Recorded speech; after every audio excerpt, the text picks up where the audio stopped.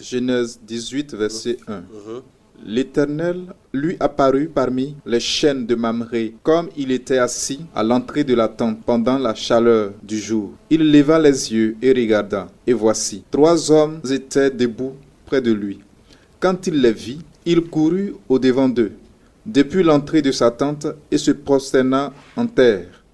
Et il dit, « Seigneur, si j'ai trouvé grâce à tes yeux, ne passe point, je te prie, loin de ton serviteur. » On va jusqu'au verset 13, on va sauter. On peut lire, les gens peuvent tout lire, mais nous voulons faire sortir ce que les gens appellent contradiction.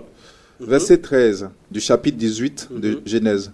L'Éternel dit à Abraham, « Pourquoi donc Sarah a-t-elle ri en disant, « Est-ce que j'aurai un enfant, moi qui suis vieille? Y a-t-il rien qui soit étonnant de la part de l'Éternel? Au temps fixé, je reviendrai vers toi. À cette même époque, et Sarah aura un fils. » On va s'arrêter là. Alors, qu'est-ce qu'on peut reprocher à la Bible ici? On peut reprocher à la Bible ici que Dieu est apparu à Abraham et Abraham a vu Dieu en chair. Et Abraham n'est pas mort. Alors que la Bible dit que personne ne peut voir la face de Dieu et vivre. Alors que nous voyons ici que Abraham a vu Dieu, il a causé avec Dieu, il a fait manger Dieu.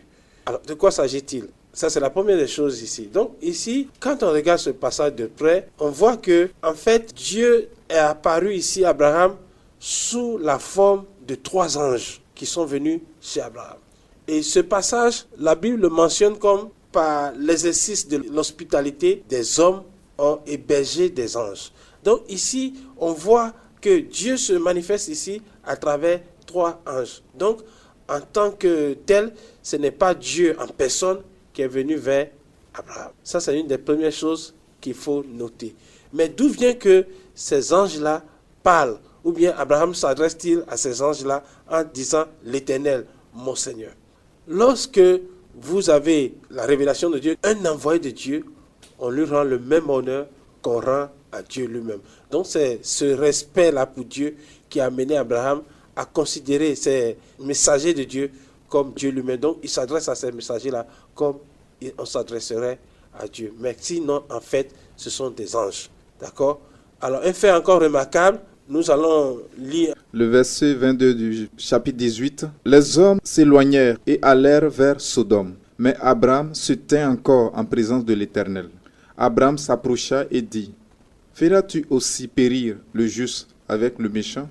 Ici, vous allez voir que les anges vont se diviser en 2 groupes. Il y a un qui va rester avec Abraham et 2 autres vont se diriger vers Sodome et Gomorrhe. Dans quel but? Ils disent que nous voulons aller à Sodome et Gomorrhe pour voir si ce qui nous est parvenu est vrai. Le chapitre 19, verset 1 le dit clairement. On va le lire. Les 2 anges, vous allez voir que effectivement sont des anges. Chapitre 19, verset 1. Verset 1. Les 2 anges arrivèrent à Sodome sur le soir, et Lot était assis à la porte de Sodome. Quand Lot les vit, il se leva pour aller au-devant d'eux. Amen. Ce verset prouve qu'il s'agit effectivement des anges. La Bible dit clairement les 2 anges. Donc, Abraham n'a pas vu Dieu en chair, mais Abraham a reçu des anges messagers de Dieu. Donc, que les gens se tranquillisent. Lorsqu'on vous dit que la Bible se contredit, qu'Abraham a vu Dieu en face, il n'est pas mort. Ce n'est pas Dieu en tant que tel, mais ce sont des anges de Dieu qui sont venus vers Abraham. Et effectivement, il y a un autre cas aussi. Il dit, si les choses sont conformes selon le but qui nous est parvenu. Alors les gens évoquent aussi ce passage-là pour dire, mais vous dites que Dieu est omniscient, il sait tout.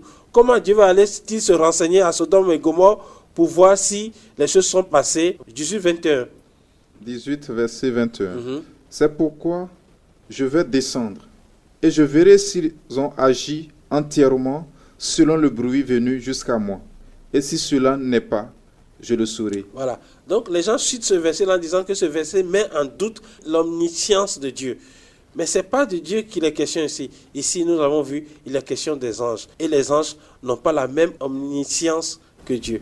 Les anges n'ont pas la connaissance entière de toutes choses comme Dieu. Donc, ce passage tient parfaitement dans la Bible.